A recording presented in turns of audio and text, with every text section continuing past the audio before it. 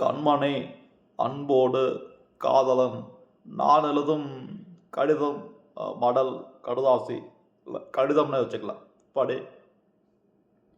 கண்மணி அன்போடு காதலன் நான் எழுதும் கடிதமே.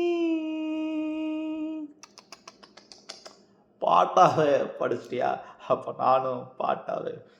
நான் கண்மணி சொன்னல, எங்கள் பொன்மணி போட்டுக்க. பொன்மணி உன் வீட்டில் சௌக்கியமா? நான் இங்கு சௌக்கியம். பொன்மணி உன் வீட்டில் சௌக்கியமா?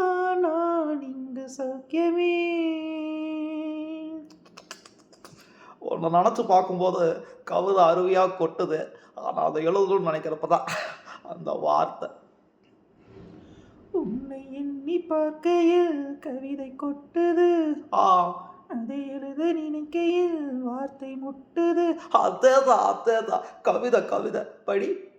கண்மணி அன்போடு காதலன் நான் எழுதும் கடிதமே.